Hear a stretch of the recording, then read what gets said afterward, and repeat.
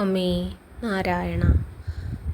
ലളിതാ സഹസ്രനാമ പഠനത്തിൻ്റെ 7ാം ഭാഗത്തിലേക്ക് സ്വാഗതം.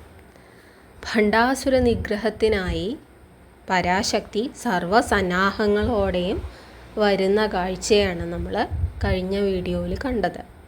പിന്നീട് എന്ത് സംഭവിച്ചു എന്ന് നോക്കാം. ഭണ്ഡസൈന്യ വധോദ്യുക്ത ശക്തി വിക്രമഹർഷിത. നമ്മൾ ഭണ്ഡാസുരൻ്റെ സൈന്യത്തെ വധിക്കുക എന്ന ഉദ്ദേശത്തോടെ ദേവി ശക്തി സൈന്യത്തെ രൂപീകരിച്ചു എന്ന് നമ്മൾ പറഞ്ഞു. ശക്തി സൈന്യത്തിൽ ആരൊക്കെയുള്ളത്?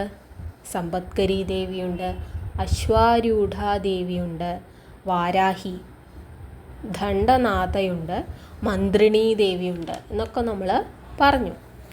ഇനി ഭണ്ഡസൈന്യത്തെ വധിക്കാനായി ആവേശത്തോടെ പാഞ്ഞെടുക്കുന്ന, ആവേശത്തിമിർപ്പിൽ നിൽക്കുന്ന ശക്തി സൈന്യത്തെ കണ്ട് പരാശക്തി ഹർഷിത, സന്തോഷിക്കുന്നു. ദേവിയുടെ ആ നേതൃപാടവം, ദേവിയുടെ സൈന്യത്തിൻ്റെ ആവേശം, ഇതൊക്കെയാണ് ഇനി നമ്മൾ കാണാൻ പോകുന്നത്. നിത്യപരാക്രമ ആടോപ നിരീക്ഷണ സമുത്സുക. ആരുടെ പരാക്രമമാണ് ദേവി അടുത്തതായിട്ട് കാണുന്നത്? നിത്യദേവിമാരുടെ. നമ്മൾ ഓരോ ദിവസവും ഇന്ന് ഏകാദശിയാണ്, അല്ലെങ്കിൽ ദ്വാദശിയാണ്, ഇന്ന് തൃതീയയാണ്, ഇന്ന് അഷ്ടമിയാണ്, ദശമിയാണ് എന്നൊക്കെ പറഞ്ഞു കേട്ടിട്ടുണ്ടാവും. അപ്പോൾ ഇങ്ങനെ 15 പേരാണ് നിത്യദേവിമാർ.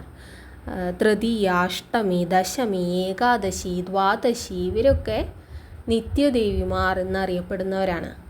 അവരുടെ പരാക്രമം, ഈ യുദ്ധത്തിൽ പങ്കെടുക്കുന്ന അവരുടെ പരാക്രമം കണ്ട് ദേവി പരാശക്തി സമുത്സുകയാകുന്നു. ദേവിയും ആവേശഭരിതയാകുന്നു. ഭണ്ഡപുത്ര വധോദ്യുക്ത ബാലാവിക്രമ നന്ദിത. ഭണ്ഡാസുരൻ്റെ പുത്രന്മാരെ വധിക്കാനെത്തുന്നത് ബാലാദേവിയാണ്. അപ്പോൾ ദേവിയുടെയും ആ വരവ് കണ്ട് ദേവി ആനന്ദിക്കുന്നു. ഇനി നമ്മൾ യുദ്ധമുഖത്തേക്ക് കടക്കുകയാണ്. യുദ്ധത്തിനിടയിൽ എന്തൊക്കെ സംഭവിച്ചു നോക്കാം. മന്ത്രിണ്യംഭ വിരചിത വിഷംഗവധ തോഷിത. മന്ത്രിണീ ദേവി പരാശക്തിയുടെ ശക്തിസേനയുടെ ഭാഗമാണ് മന്ത്രിണീ ദേവി എന്ന് നമ്മൾ കുറച്ച് മുന്നേ പറഞ്ഞു. മന്ത്രിണീ ദേവി എന്താണ് ചെയ്തത്? വിഷംഗൻ എന്ന അസുരനെ വധിച്ചു. വിഷംഗൻ ഭണ്ഡാസുരൻ്റെ സൈന്യത്തിലെ ഒരു അസുരനായിരുന്നു. ഭണ്ഡാസുരൻ്റെ തോളിൽ നിന്ന് ജനിച്ച അസുരനാണ് വിഷംഗൻ എന്നാണ് പറയുന്നത്. ആ വിഷംഗനെ മന്ത്രിണീ ദേവി വധിച്ചു. ഈ വധം കണ്ട് പരാശക്തി ലളിതാംബിക തോഷിത, അതിരറ്റ് സന്തോഷിച്ചു.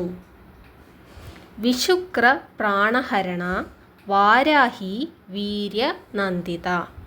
ഇനി ആദ്യം പറഞ്ഞത് വിഷംഗൻ എന്ന അസുരനെ കുറിച്ചാണെങ്കിൽ ഇനി പറയുന്നത് ആരെ പറ്റിയാണ്? വിശുക്രൻ എന്ന മറ്റൊരു അസുരനെ പറ്റിയാണ്. വിശുക്രൻ്റെ പ്രാണം ഹരിച്ചത്, വിശുക്രനെ വധിച്ചത് ആരാണ്? വാരാഹി. ദണ്ഡനാഥ എന്ന് വാരാഹിയെ വിളിച്ചിരുന്നു. ദണ്ഡനാഥ പരാശക്തിയുടെ, ലളിതാംബികയുടെ സൈന്യാധിപതിയായിട്ടുള്ള വാരാഹി ദേവിയാണ് വിശുക്രനെ വധിച്ചത്.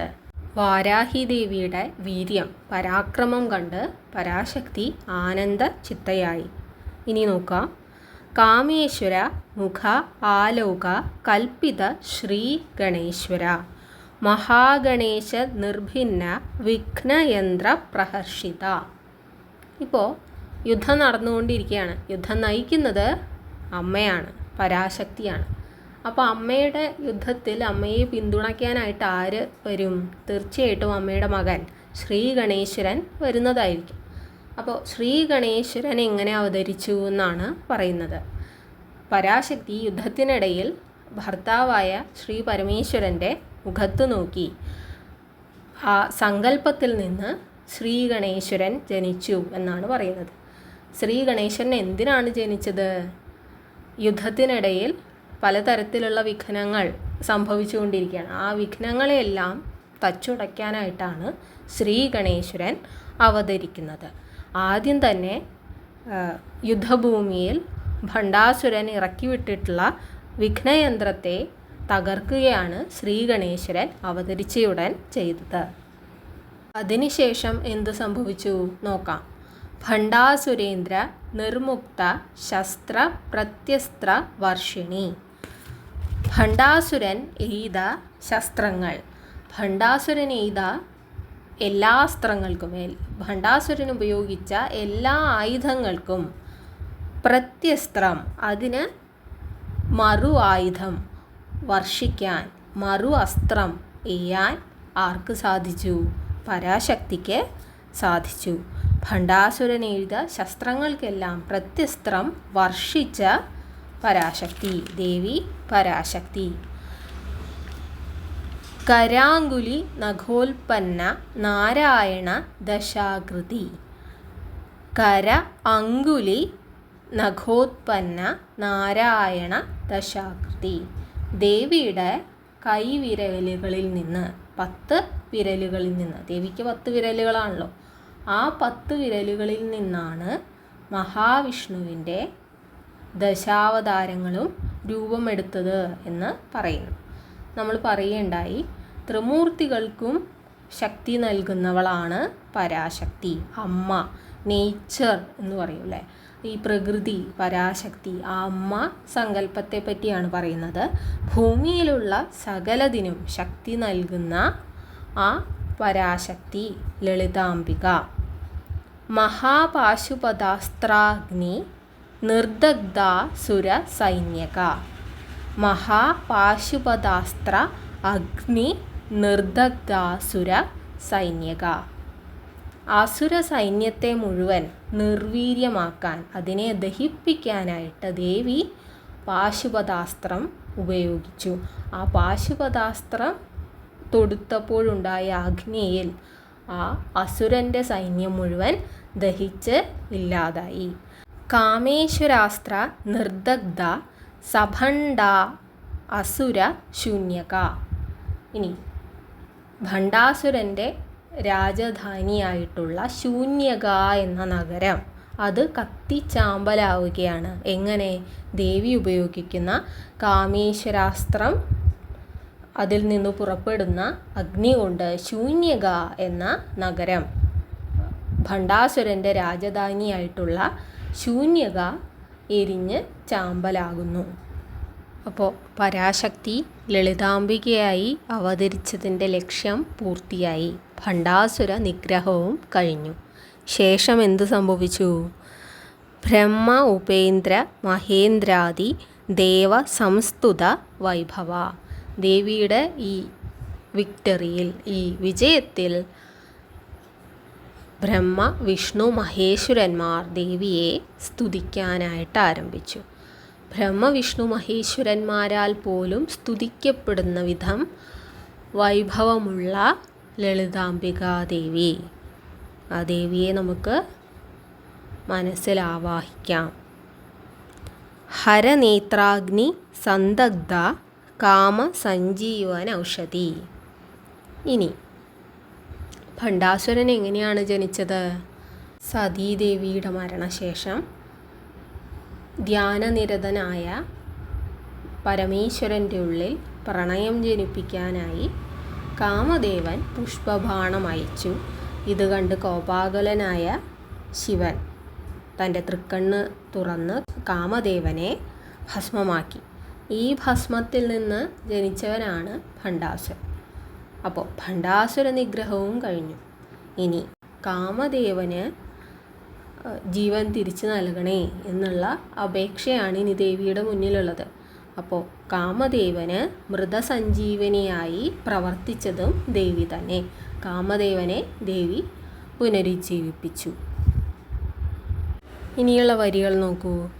ശ്രീമദ് വാഗ്ഭവ കൂടൈക സ്വരൂപ മുഖപങ്കജ കണ്ഠ അധ കടിപര്യന്ത മധ്യകൂട സ്വരൂപിണി ശക്തികൂടൈക താപന്ന കഢ്യതോ ഭാഗധാരിണി ശക്തി കൂട ഏകതാപന്ന കഢ്യ അധോഭാഗധാരിണി. നമ്മൾ ദേവിയുടെ അപ്പിയറൻസിനെ പറ്റി, ദേവി കാണാൻ എങ്ങനെയാണ്, ദേവി അരുണവർണ്ണം പൂണ്ടവളാണ്, ദേവിയുടെ മുഖം, ദേവി സ്മിതമുഖിയാണ്, ശാന്തസ്വരൂപിണിയാണ്, ദേവി കാലുകളൊരു രത്നകുംഭത്തിന് മുകളിൽ കയറ്റി വെച്ചിരിക്കുന്നു, കൈകളിൽ സ്വർണ്ണ താമരകൾ ചുഴറ്റുന്നു, ദേവിയുടെ കണ്ണുകൾ കരുണാർദ്രമാണ്. ഇത്തരത്തിൽ ദേവിയുടെ സ്ഥൂല രൂപത്തെ വലിയ രീതിയിൽ തന്നെ നമ്മൾ വർണ്ണിച്ചു. ഇനി ദേവിയുടെ സൂക്ഷ്മാർത്ഥം, സൂക്ഷ്മരൂപം എപ്രകാരമുള്ളതാണ്, അതാണ് ഈ വരികളിൽ പറയുന്നത്. പഞ്ചദശാക്ഷരി മന്ത്രം ഒരു ശരീരരൂപത്തിലായാൽ എപ്രകാരം ഇരിക്കും, അതാണ് ദേവിയുടെ ശരീരം എന്നാണ് പറയുന്നത്.